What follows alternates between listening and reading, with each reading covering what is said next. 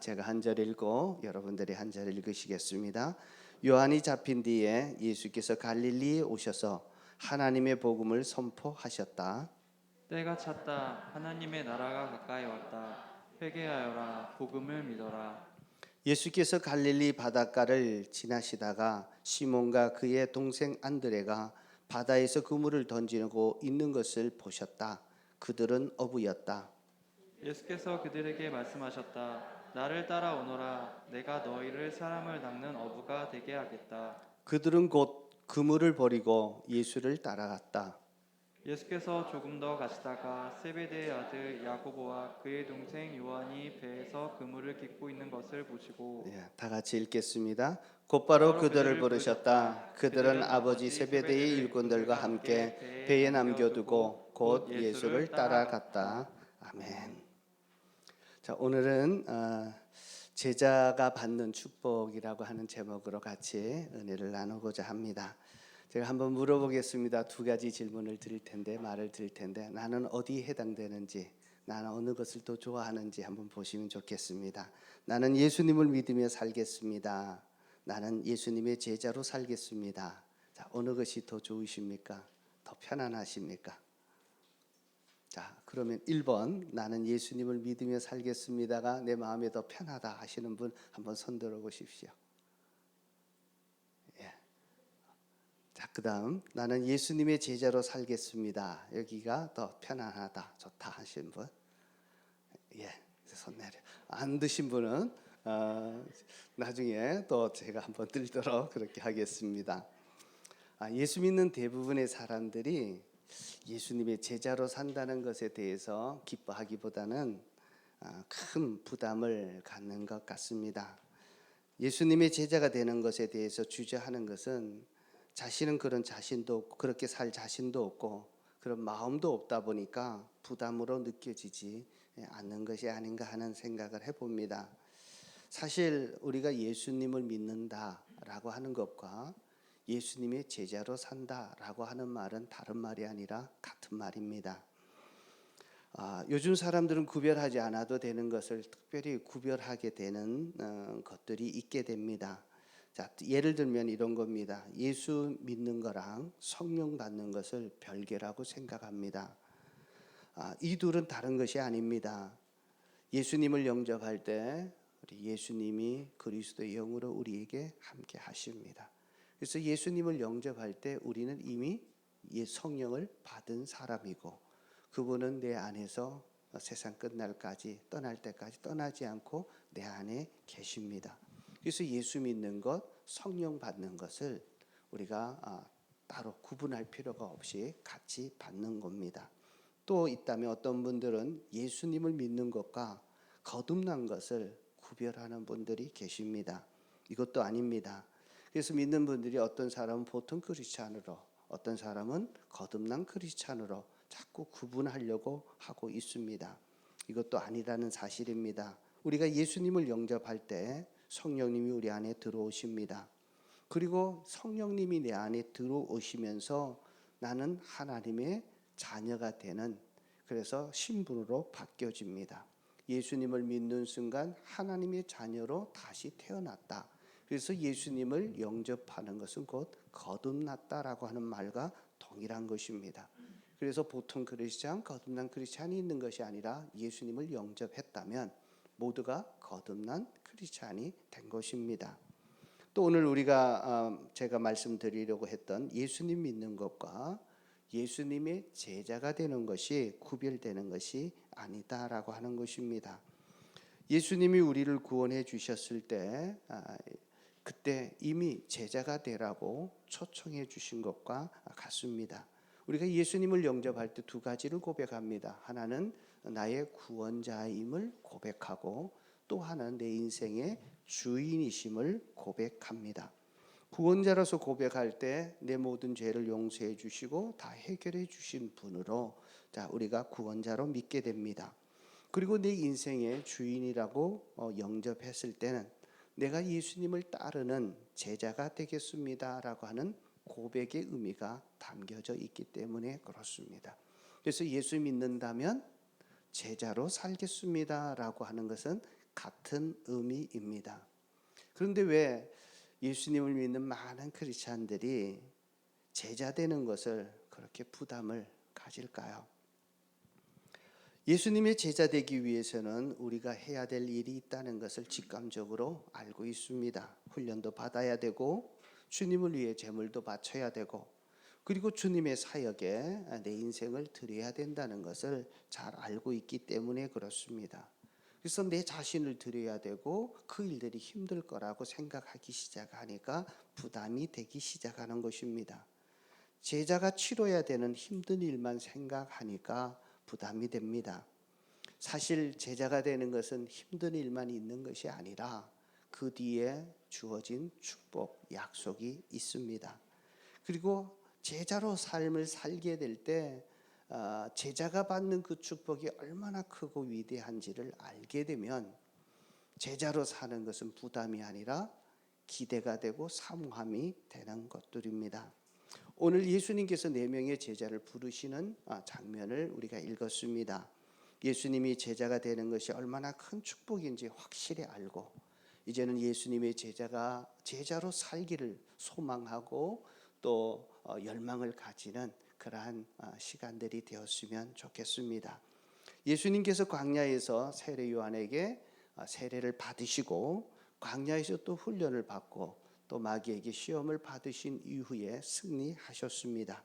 그리고 공적인 사역을 시작하는데 오늘 그 예수님께서 이 땅에 오셔서 하나님께서 자신에게 맡기셨던 그 사명을 감수하기 위해서 첫 이제 공적인 사역을 시작하는 장면이 나옵니다. 예수님께서 공적인 사역을 시작할 때 첫 번째 하신 일이 무엇인지 아십니까? 그것이 14절, 15절입니다. 제가 한번 읽겠습니다. 예수님이 잡힌 뒤에 예수께서 갈릴리에 오셔서 하나님의 복음을 선포하셨다. 하나님의 복음을 선포하셨다. 그리고 15절에 하나님의 복음의 내용이 나옵니다. 다 같이 한번 읽겠습니다. 때가 찼다. 하나님의 나라가 가까이 왔다. 회개하여라. 복음을 믿어라. 여기서 때가 찼다라고 하는 이 말은 구약 성경부터 예언자들이 계속해서 예언했던 메시아가 바로 나이다라고 하는 뜻이고 세례 요한이 바로 내 뒤에 오시는 분이 메시아임을 선포했을 때 세례 요한이 얘기했던 그분이 바로 나다라고 하는 것입니다. 그래서 예수님의 첫 선포는 하나님의 나라가 가까웠다는 것입니다. 하나님의 나라는 하나님이 왕이 되신 나라입니다. 하나님의 왕이 되신 나라, 이것이 기쁜 소식 복음이다라고 했는데 그 하나님의 나라의 왕인 바로 예수 그리스도가 왕이시다라고 선포하는 것입니다. 그래서 하나님의 나라는 예수님이 주인 되는 왕이신 나라, 그리고 그의 백성된 우리들이 하나님의 뜻을 이루어가는 나라라고 얘기할 수 있습니다. 하나님의 나라의 왕이 예수님임을 고백하면서 이 일을 선포하고 이 일을 확장하시기 위해서 주님이 하셨던 이 일을 하기 위해서 제자를 초대하시고 부르시는 장면입니다. 예수님께서는 혼자 하나님의 일을 사역한 것이 아니라 동력자를 부르셔서 그 일을 하셨습니다. 우리가 믿음의 생활을 하면서 가장 큰 축복이 있다면 하나님께 쓰임받는 축복입니다. 하나님 앞에 쓰임받는 복을 위해서 예수님이 제자로 부르시고 초청하시고 그리고 제자로 응답하셨을 때 하나님께 쓰임받는 인생이 되는 것입니다. 여러분, 하나님의 나라의 왕은 어떤 왕이실까요? 우리가 이미 잘 알고 있지만 실제로 알고 있는 것과 내 삶 속에서 그분을 경험하며 사는 것은 다릅니다.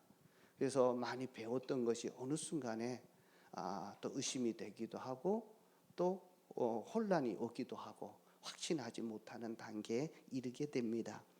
우리를 부르셨던 제자로 부르셨던 그 왕이신 예수님은 어떤 분이시냐면 예수님의 제자로 살게 되면 다시 말해서 3가지 축복이 주어집니다. 이 복을 알 때 제자로 사는 것이 부담이 아니라 이젠 기쁨이 되고 또 즐거운 헌신이 되어질 수 있습니다. 첫 번째는 천지를 창조하신 하나님의 엄청난 지혜를 알게 됩니다. 자, 천지를 창조하신 그분은 이 세상을 만드셨습니다. 근데 이 세상만 만든 것이 아닙니다. 자, 우리는 이 세상 살 때에 보여지는 세상에 삽니다. 물질적인 세상에 살고 있습니다. 그래서 보는 것만 보는데도 그 보는 것을 다 보지 못합니다. 하나님이 이 세상을 창조하실 때는 물질 세계인 이 세상을 창조하셨을 뿐만 아니라 보이지 않는 영적인 세상도 창조하셨습니다. 그래서 예수님의 제자가 될 때 주시는 첫 번째 축복은 보는 세상뿐만 아니라 사람들이 보지 못하는 영적인 세상을 볼 수 있는 안목을 열어주십니다. 그래야 주님의 제자로서의 쓰임 받을 수 있기 때문에 그렇습니다. 그래서 하나님의 영적인 부분을 보게 되고 영적인 세계의 비밀을 알게 해줍니다. 베드로가 제자로 이렇게 부름을 받고 응답했을 때 베드로를 통해서 하나님의 영적인 비밀 또 믿음의 비밀들이 확 펼쳐집니다. 그래서 베드로는 배우지 못했던 어부였고 어떻게 보면 평범한 사람이었습니다. 그런 그가 베드로 전후서를 기록해서 하나님의 세계를 하나님의 은혜를 깨우쳐 줄 수 있는 지혜를 가졌고 그것을 지혜를 알려주는 사람이 되었습니다. 예수님의 부름에 응답했던 요한은 여러 권의 성경을 썼고 요한복음, 요한 1, 2, 3서를 쓰고 요한계시록을 통해서 정말 핍박과 고난 속에 있었던 성도들에게 하늘나라의 비밀을 얘기해 주면서 그 고난을 견딜 수 있는 믿음의 어떤 역량을 키워줬던 그 위대한 일을 하게 되었습니다. 그것이 창조적인 지혜를 받았기 때문에 그렇습니다. 여러분, 우리가 이 세상 살아갈 때 늘 무너지고 좌절하게 되는 이유가 무엇입니까? 뭔가를 해야 되는데 아는 것이 좋고 정말 지혜가 없는 것이 늘 안타깝게 여겨지지 않습니까? 예수님의 제자가 되어질 때 하나님의 창조적인 지혜가 그에게 주어지고 그것을 사용할 수 있다라고 하는 사실입니다. 이런 창조적인 지혜가 내게 부어져서 정말 그 지혜를 보여주면서 또 다른 사람들에게 깨우쳐주는 그런 복된 인생이 되시기를 주의 이름으로 축복합니다. 자, 두 번째는요, 창조적인 능력을 실제로 경험하면서 살게 됩니다. 하나님께서 이 세상을 창조하실 때 우리 주님도 그 자리에 함께 하셨습니다.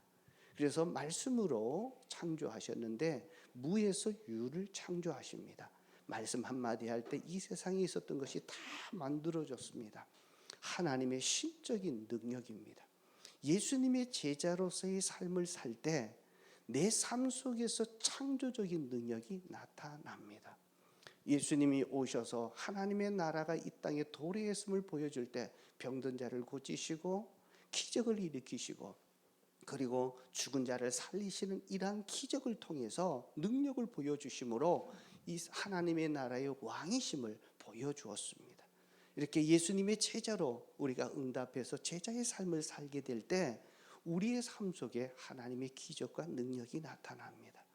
만약 베드로가 제자로서 그 삶을 응답하지 않았다면, 따라가지 않았다면 이러한 하나님의 기적과 능력은 그의 삶 속에서도 전혀 상관없는 삶이 되고 말았을 겁니다.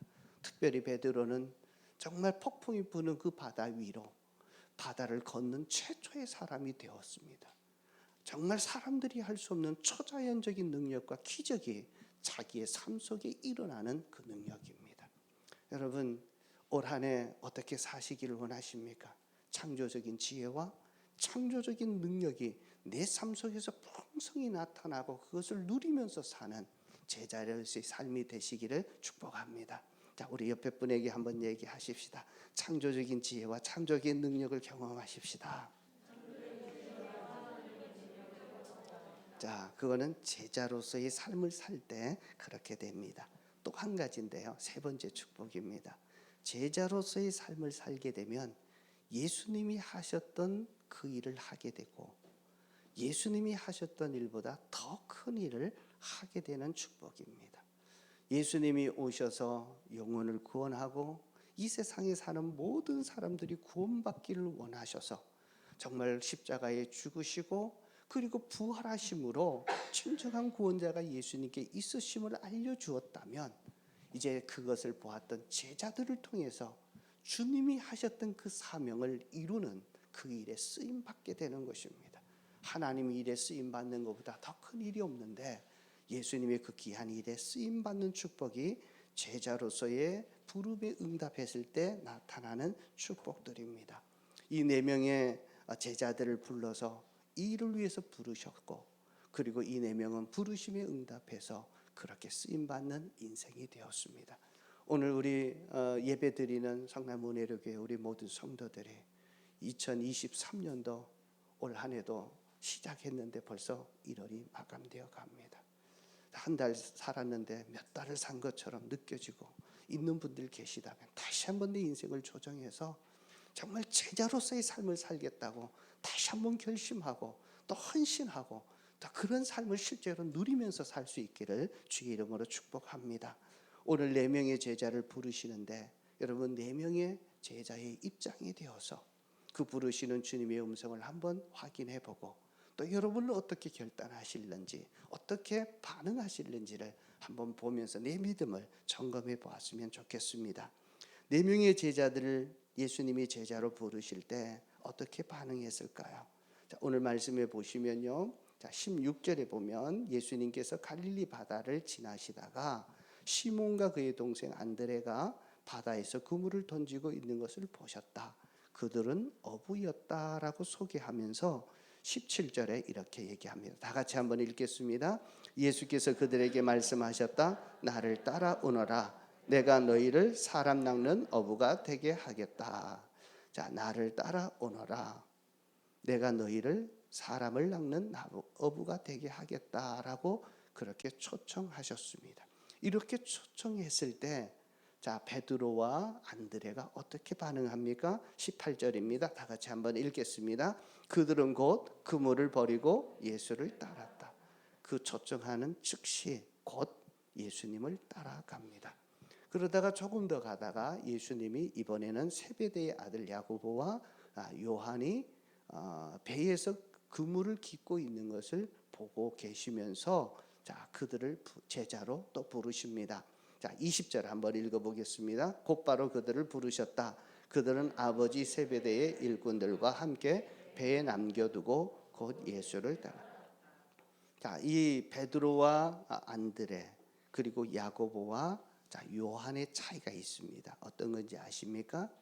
자, 베드로는요 그물로 고기를 잡는 영세 어부라면 야고보와 요한은 조금 다릅니다. 큰 배가 있고 일꾼들이 있고 오늘날로 얘기하면 기업형 어부들입니다. 자, 외적인 이렇게 가문의 차이가 있는데 더 부자고 가난한 영세민이고 부자 어부였다라고 하는 사실입니다. 근데 동일하게 이들은 예수님이 부르시자 모든 것을 버려두고 따라갑니다. 베드로에게 있었던 그물이 전부니까 그물을 버려두고 따라갔고, 자, 야고보와 요한은 자, 아버지와 일꾼과 그리고 배, 그물 모든 것을 버려놓고 예수님을 따라갔습니다. 자, 4명은 그들의 모습이 어떠하든지 예수님 부르시는 즉시 제자로서 응답하고 반응했던 것을 보게 됩니다. 자, 특별히 아버지, 일꾼, 배까지 다 버려놓고 따라갑니다. 자, 여러분 사실 어부로서의 삶 속에서 그물이라고 하는 것, 배라고 하는 것은 생계의 가장 기본적인 것입니다. 내 삶의 가장 기본적인 생계를 버려두고 예수님을 따라오라고 따라갔습니다. 이들의 결단은 대단합니다. 자, 오늘 본문에 보면 예수님과 베드로와 또 안드레, 요한과 이들은 처음 만나는 것 같지만 처음 만나는 것이 아닙니다. 사실 요한복음을 보면 이들은 누구의 제자였나 하면 안드레와 야고보와 요한은 세례 요한의 제자들이었습니다. 세례 요한에 따라다녔습니다. 자, 그래서 그들이 예수님에 대해서 선포할 때 보라 세상 죄를 지고 하는 어린 양이로다라고 말씀할 때 그분이 예수님임을 보았고, 또 내 뒤에 오시는 분이 바로 메시아이고 나는 그의 신들매도 풀기도 감당치 못하겠다라고 얘기하는 것도 들었습니다. 그리고 안드레는 자기 형이었던 베드로에게 와 보라라고 하면서 예수님을 만나게 해주었던 사실입니다. 그러니까 안면식이 있었습니다. 자, 하지만 안면식이 있다고 해서 자, 예수님이 따라오라고 할 때 자기의 생계의 모든 생계의 기반을 버려두고 쫓아간다 쉽지 않는 일입니다.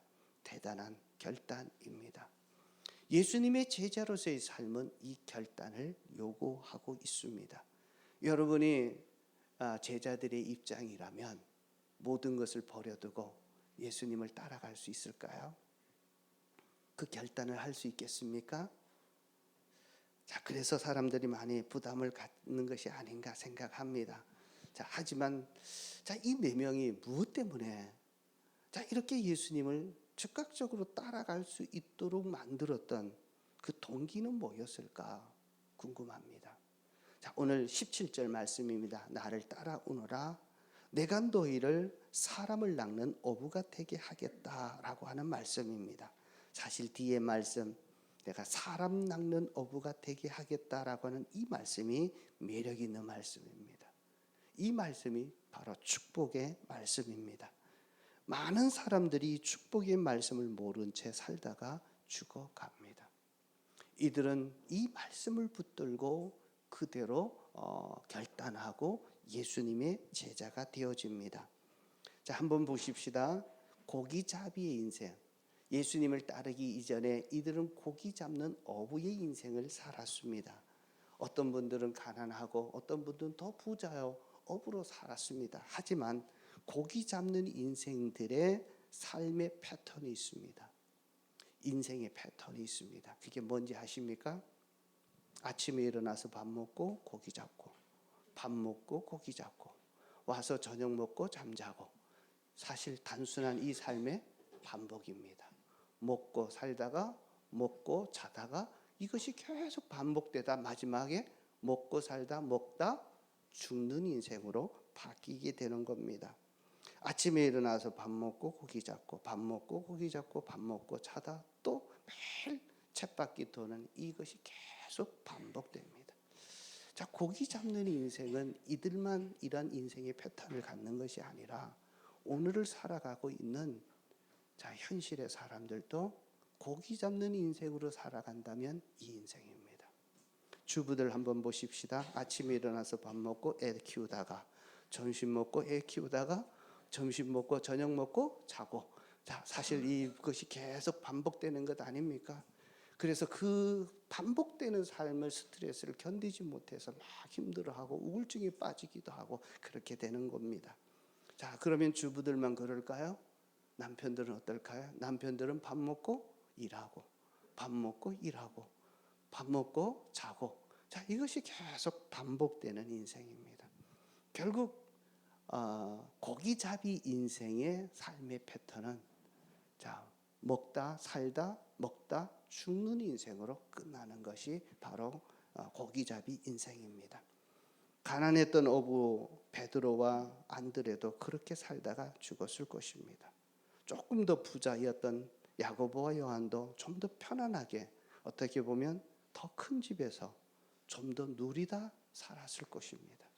하지만 그들은 먹다 살다 먹다 죽는 인생으로 결국은 마무리하고 말았습니다. 사실 우리가 이 세상에 왔을 때 빈손으로 왔습니다. 우리가 수고하고 애쓰고 막 노력해도 그 많은 것 하나도 가져갈 수 없습니다. 다 손 놓고 가야 되는 인생입니다. 근데 예수님께서 오셔서 먹다 살다 먹다 죽는 인생이 아니라 너희를 통해서 이제 먹다 살다 먹다 죽는 그 인간들을 이 인생들을 다 지옥 가야 되는 인생들을 천국으로 인도하는 일에 너희를 쓰시겠다. 주님께서 불러주신 것이 제자로서의 삶의 초대입니다. 나를 따라오면 천국을 위해서 사는 사람으로 만들어 주겠다. 잠깐 있다가 없어지는 것이 아니라 영원히 남는 것을 만들어주는 그러한 영원한 사람으로 너를 사용해 주겠다라고 하는 것이 제자로서의 부름입니다. 여러분 어떻게 살기를 원하십니까? 먹다 살다 먹다 죽는 인생이 아니라 영혼을 위해서 많은 사람들을 천국으로 인도하고 주님 앞에 쓰임 받다가 하나님 앞에 갔을 때 잘했다 칭찬받고 영원히 남는 큰 보상과 칭찬을 받는 그러한 인생을 사는 제자로서의 인생이 되시기를 주의 이름으로 축복합니다. 자, 그러면 예수님의 제자로 살기 위해서 반드시 치러야 되는 대가가 있습니다. 자, 그것이 무엇일까요? 이미 말씀드렸듯이 가장 중요한 생업의 무기를 내려놓는 것입니다. 다시 말해서 그물을 내려놓고 주님을 따르는 것입니다. 야고보와 요한은 그물만 있는 것이 아니라 아버지도 또 함께하는 일꾼들도 배도 버려놓고 다 주님을 따랐습니다. 자, 이 부분은 어떻게 보면 지금 예수님의 제자로 따르라고 하면 내 모든 것 다 내려놓고 자 이렇게 살아라 라고 하는 것 아닙니다. 사실은 정말 주님의 부르심의 그 의미와 목적을 알고 그 사명에 집중해서 살라고 하는 것입니다.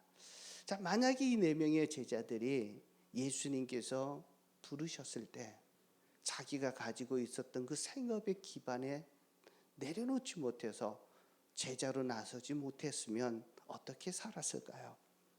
자, 어떻게 보면 고기를 많이 잡아서 부유해질 수도 있었을 것입니다. 자, 많이 잡으면 남들이 먹지 못하는 그 고기 반찬도 더 먹을 수 있었을 겁니다. 남들이 입는 옷보다 더 부드러운 비단 옷을 입을 수도 있었을 것입니다. 더 많이 버렸다면 그 돈으로 더 많은 세상들을 여행할 수 있었을 것입니다. 남들이 누리지 못했던 것 많이 누릴 수도 있었을 것입니다.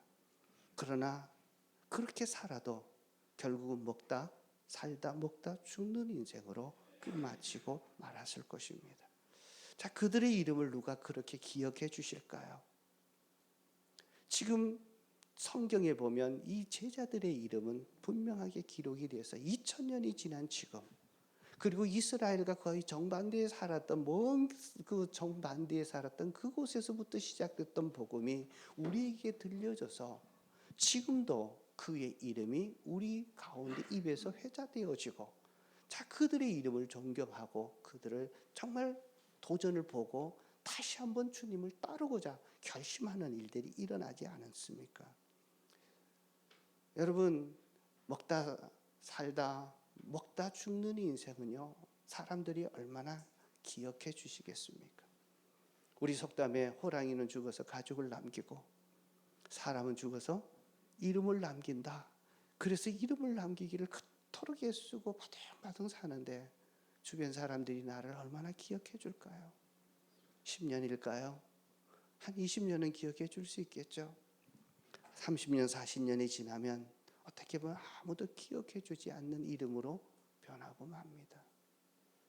가끔 보면요, 저희도 저희 할머니 이름이 잘 생각이 안 나요. 함께 살았는데 몇 년이 지나다 보면 이름도 기억나고 이미 갔다면 잘 기억이 안 납니다. 여러분, 성경에 그렇게 재물이 있느냐, 이 세상에 있는 것이 집착했던 사람이 결국 그 이름도 잘 기억되지 않습니다. 성경에 보면 부자 청년 한 사람이 소개됩니다. 이제 부자 청년이 주님께서 나를 모든 것을 버리고 따라라라고 했을 때 근심하며 돌아갔습니다. 왠지 아십니까? 자기가 가지고 있는 부자였기에 재산을 놓을 수가 없어서 결국은 예수님을 따르지 못했습니다. 제자의 삶을 살지 못했습니다. 근데 성경에 보면 그의 사람의 행적이 기록이 되는데 이름이 기록이 안 됩니다. 그냥 부자 청년이었습니다. 근데 반대로 예수님을 따랐던 베드로와 요한, 야고보와 안드레, 이들의 이름은 아직도 지금도 생생하게 기록되었고 정말 주님 앞에 가는 그날까지 그들의 이름은 계속해서 영광스럽게 불려지게 될 것입니다. 여러분들의 이름이 정말 이 세상에 남기를 원하고 사람들의 입술에서 계속 드러나게 불려지기를 원합니까? 제자로서의 삶을 살 때 그렇게 되어질 것입니다. 자, 그러면 주님을 따랐을 때 어떤 변화가 일어날까요? 자, 사도가 되고 또 이렇게 제자로 있을 때 아까도 말씀드렸지만 주님의 일에 쓰임 받는 일꾼으로 쓰임 받습니다. 이것이 어떻게 보면 가장 큰 축복이 아닐까 생각합니다. 자, 우리는 왔다가 정말 이슬처럼 사그라지는 인생인데 영원하신 하나님의 그 동역자로 하나님의 그 사명을 감당하는 제자로 살게 될 때 우리는 하나님께 쓰임받는 인생이 되어집니다. 자, 이것을 알았기 때문에 이 축복을 알았기에 이들은 기꺼이 자기의 생의 기반까지도 버려두고 인간의 정까지도 정말 떼어놓고 주님을 따를 수 있었습니다. 자기의 인간적인 것을 관계를 끊으라는 말이 아니라 이제는 내 삶의 우선순위가 주님의 제자로서의 삶, 주님의 그 하셨던 그 사명이 내 사명이 되어지고 그들을 따라가게 되었다라고 하는 사실입니다. 이들의 따름이 있었기에 오늘날 우리도 예수님을 부를 수 있게 되는 은혜와 혜택을 누리게 된 것입니다. 여러분, 오늘 주님은 여러분에게 두 가지 길이 있음을 제시합니다. 하나는 먹다 살다 먹다 죽는 인생으로 살 것이냐, 아니면 주님의 부르심에 따라서 정말 영원한 세계에 기름이 기록되어지고 하나님의 지혜와 하나님의 능력을 활용하고 정말 하나님의 그 목적을 이루는 사명자로서의 삶을 살겠느냐라고 하는 제시입니다. 여러분은 어느 편에 속하기를 원하십니까? 자, 우리 옆 사람 보고 한번 물어볼까요? 당신은 어디에 속하기를 원합니까? 자, 얼른 대답해 주시죠. 제자로 살아봅시다. 자, 오늘 제자로의 부르심에 결단하는 저와 여러분들이 다 되었으면 좋겠습니다. 자, 그러면 오늘날 우리가 제자로 산다는 것은 어떻게 사는 것이 제자로 사는 것일까요? 저는 가정교회를 하기 전에는 제자의 개념이 선명하지 않았습니다. 가서 제자 삼으라, 나 제자가 되고 싶습니다, 제자 삼겠습니다 막 했는데 아주 명료하지가 않았어요. 가정교회를 하면서 주님이 기뻐하는 제자가 되는 것이 뭔지를 분명히 알았습니다. 그게 뭐냐면 목자, 목녀가 되어서 정말 목자, 목녀의 삶을 사는 것입니다. 목자, 목녀의 삶은 영혼구원에서 제자 만드는 삶이었습니다. 아직까지 예수 믿지 못하는 VIP들을 정하고 그들에게 기도하고 그들에게 사랑으로 섬기면서 그들을 초대해서 예수님을 영접해서 예수님의 자녀 되게 하는 것, 그리고 자녀 되었던 그들을 계속 기도와 사랑으로 품어주면서 또 다른 사람을 제자 삼도록 키워주는, 자, 양육하고 목양하는 이것이 바로 제자의 삶이다라고 하는 것을 알게 되었습니다. 여러분, 주님이 원하시는 제자가 되기 위해서, 정말 진정한 제자가 되기 위한다면 자, 몇 가지 필요합니다. 내가 제자로 살고 싶다라고 하는 결단이 필요합니다. 자, 결단하고 또 하나 기꺼이 그 제자가 되기 위해서 내 삶의 우선순위가 내 삶을 위한 것이 아니라 주님의 삶에 초점을 맞추고 그리고 내 시간과 모든 것을 헌신하는 일들입니다. 자, 이것이 바로 제자로서의 삶이라고 얘기할 수 있습니다. 이 설교를 준비하면서 우리 교회가 가정교회로 세워질 때 크게 도움받았던 교회가 있습니다. 천안아산 제자교회였습니다. 우리가 상공부를 하면서 준비하던 그것에 조미경 목자님이 오셔서 간증을 통해서 정말 가정교회로 등극하는데 우리에게 도전을 줬고 감동을 주었습니다. 또 많은 분들이 오셔서 장한수 목자님도 오셨고 또 목사님과 함께 많은 그 목자들이 와서 간증을 통해서 우리에게 도전을 줬습니다.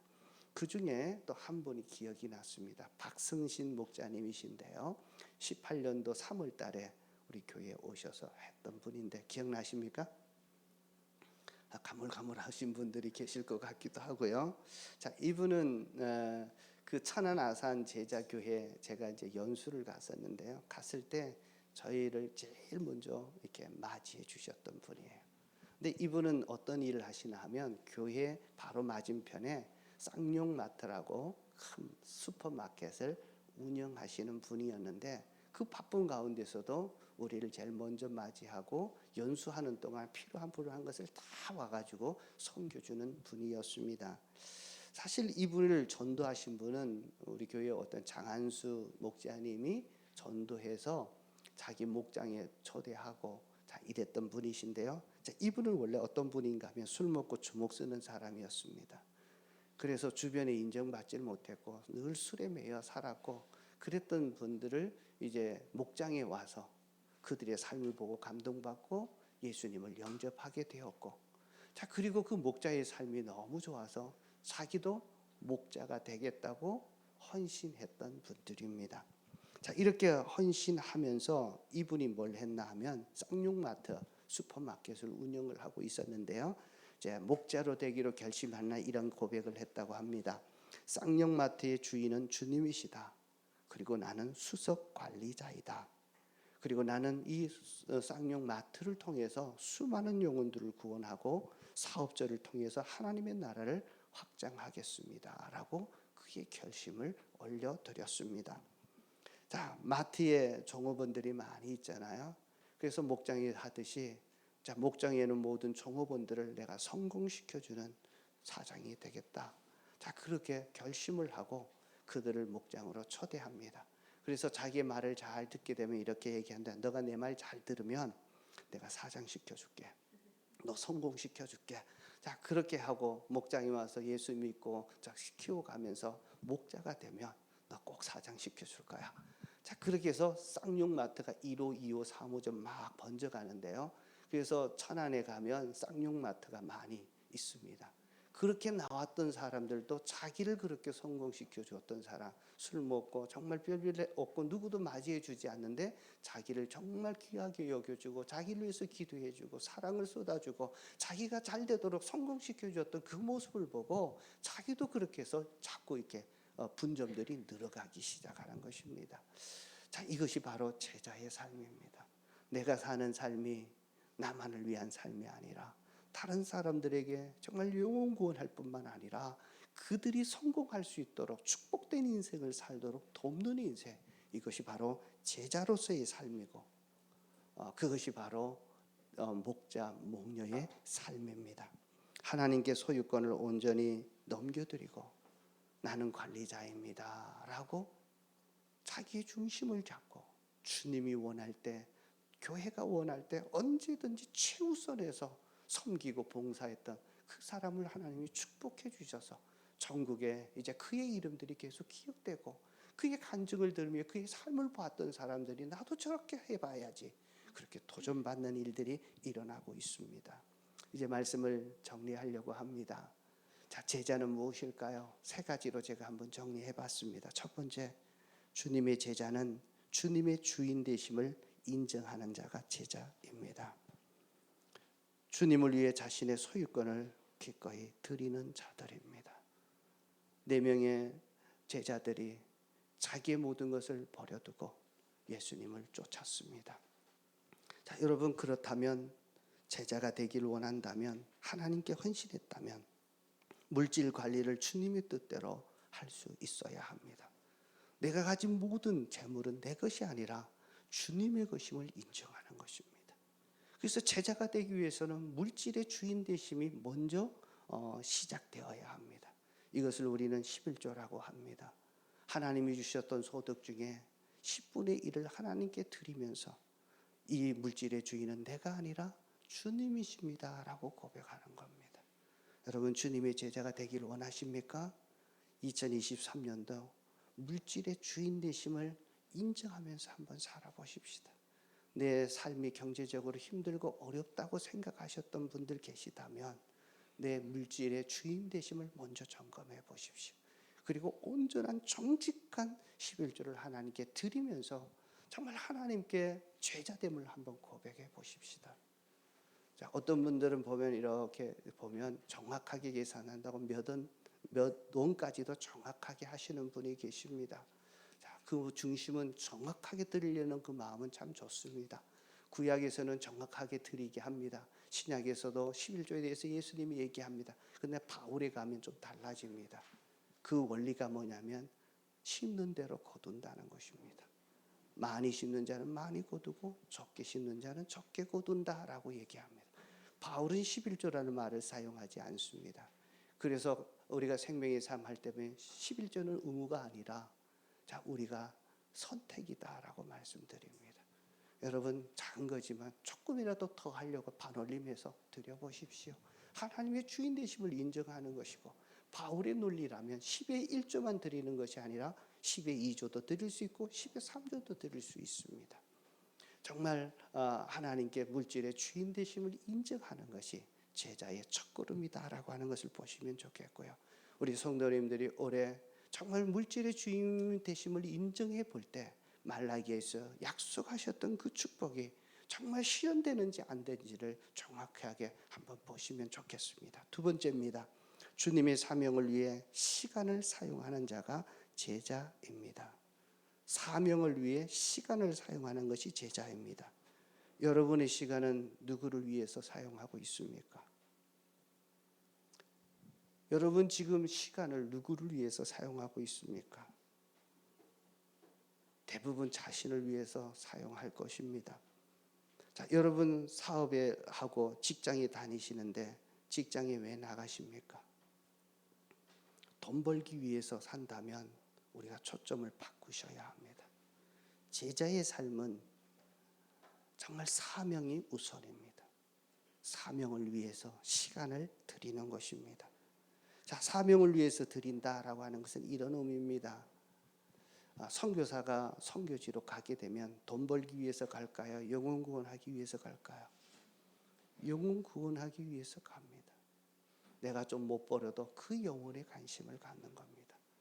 그렇다면 우리가 제자라면 우리가 가는 직장, 우리가 가는 사업터에 내가 돈 벌기 위해서 가는 것이 아니라 거기에서 만나는 사람들에게 영혼을 구원하고 그 사람들을 축복하기 위해서 가는 거다 생각하시면 그것이 사명입니다.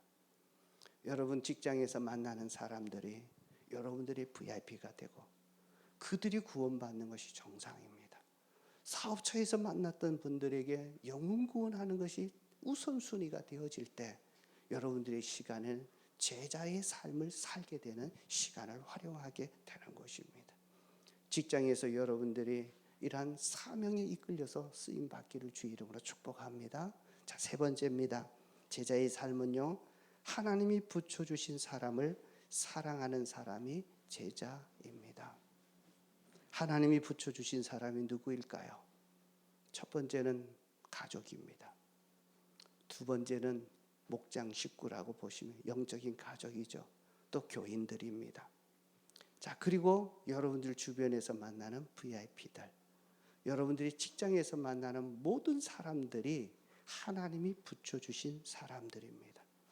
이 사람들을 사랑으로 섬기고 사랑하는 것입니다. 그런데 살다가 보면 나를 힘들게 하고 어렵게 하는 사람들이 분명히 있게 됩니다.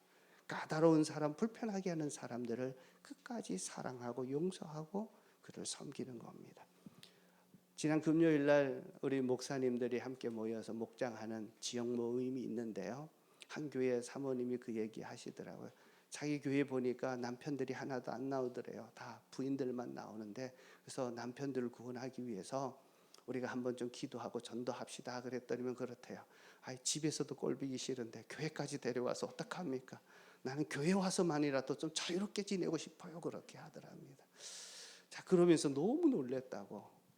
사실 어떻게 보면 많은 분들이 남편을 교회에 전도하기를 꺼려하는 이유가 교회 왔을 때 자기의 행동에, 자기의 신앙생활에 부담되고 거부될까 봐 데려오기를 싫어하는 마음들이 있지 않나 모르겠습니다. 이런 사람 하나님이 붙여주신 사람입니다. 그래서 가족을 사랑하고 가족을 위해서 자기의 몸을 드리는 것, 이것이 제자로서의 사람입니다. 목원들 처음에 좋다가 때로는 갈등이 생길 때도 있고 또 힘든 일을 만날 때 있고 마음이 맞을 때도 있지 않습니까? 그럼에도 불구하고 우리는 가족이기에 절대로 헤어질 수 없고 끝까지 가는 사람이다 마음을 먹고 함께 가는 것입니다. 직장에서 보면 정말 나를 힘들게 하는 까다로운 상사나 사람들이 있게 될 겁니다. 많은 분들이 그 사람 꼴보기 싫어서 나 회사를 집어치운다 그런 사람도 있습니다. 제발 그렇게 먹지 말고 생각을 좀 바꿔서 하나님이 붙여준 사람이구나. 나를 힘들게 하고 나를 어렵게 만들었던 그 사람이 나를 잘되게 하는 하나님이 붙여줬던 사람입니다. 그 사람이 싫어서 다른 데 가면 그보다 더 강한 그런 사람들이 반드시 기다리고 있다는 사실을 꼭 기억하십시오. 사랑하기 위해서는 용서해야 합니다. 나를 힘들게 했을 때 먼저 용서하고, 그리고 그럼에도 불구하고 축복하는 일입니다. 우리 은혜로 교회는 사람을 사랑하기로 하나님의 부르심에 부름받는 제자들인 줄 알고, 어떠한 어려움이 있어도 끝까지 서로를 축복하고 붙들어주고 하나 되는 그러한 제자의 삶이 되기를 주의 이름으로 축복합니다. 자, 여러분 들어오실 때 이거 다 받으셨죠? 자, 지금 한 1분 동안 오늘 말씀을 들으면서 내게 주셨던 말씀을 한번 적어 보십시오. 자, 머리로 은혜 받았습니다. 끝나면 그로 끝납니다. 그러나 한번 적게 되면 이 말씀에 하나님 오늘 내게 주신 말씀은 이런 말씀입니다. 내가 이 말씀 가지고 이렇게 한번 살아보겠습니다. 혹시 볼펜이 없으시면 손 들어주시면 뒤에서 좀 전달해 드리도록 하겠습니다. 나는 제자로 사는 것에 대해서 혹시 부담을 가지고 살진 않았는지 한번 보십시오. 부담을 느끼는 것은 제자로서의 삶을 살 때 주시는 그 축복이 얼마나 대단하고 좀 영광스러운지를 모르기 때문에 그렇습니다. 제자로 살 때 하나님의 창조적인 지혜를 갖고 살게 됩니다. 제자로 삶을 살 때 내 삶에 하나님의 능력이 정말 표현되고 누리면서 살게 될 것입니다. 제자로 삶을 살게 될 때 하나님의 나라에 쓰임받는, 하나님의 쓰임받는 일꾼이 되어서 영원한 것을 소유하고 영원히 칭찬받는 진정한 복된 성공적인 인생을 살게 됩니다. 여러분, 제자가 되기 위해서는 한 가지입니다. 내 모든 것을 내려놓는 것입니다. 재물의 주인을 인정하는 것입니다. 시간의 주인을 인정하고 나를 위해서 쓰는 것이 아니라 정말 하나님의 사명을 위해서 시간을 사용하기를 축복합니다. 그리고 내게 붙여주신 사람을 사랑하는 것입니다. 잘되게 하는 것입니다. 까다롭고 힘든 사람들, 그들이 상처 준 것, 아픈 것을 용서하고 그들을 축복하면서 끝까지 섬기는 주님의 제자의 삶이 되었으면 좋겠습니다. 레마의 말씀은 이런 겁니다. 기록된 말씀이 이로고스라면 말씀을 듣든지 읽던 가운데 내게 감동 주었던 말씀이 레마의 말씀입니다. 이 말씀이 내게 주셨습니다. 내가 이번 한 주간 이렇게 결심하겠습니다 라고 하시면 되겠습니다. 자, 오늘 다 쓰셨고 밑에 보면 재헌신합니다. 등록하기 원합니다. 예수님 영접 모임에 참석하기 원합니다. 세례받기 원합니다. 기도받기 원합니다 하면 표시하시고요. 레마의 말씀 속에 재헌신합니다에 표시하시면 됩니다. 오늘 말씀 앞에 이렇게 살겠습니다. 그리고 이번 상공부에 내가 이런 부분에 신청하겠습니다. 함께 신청해 주시면 이 신청으로 받게 됩니다. 자, 이 말씀을 붙들고 우리 같이 한번 좀 기도하겠습니다. 다 같이 한번 소리 내어서 자, 오늘 주었던 카드에 보시고 이렇게 결심합니다. 주님, 내가 이렇게 실천하겠습니다. 주님, 나를 도와주십시오. 다 같이 한번 기도하겠습니다.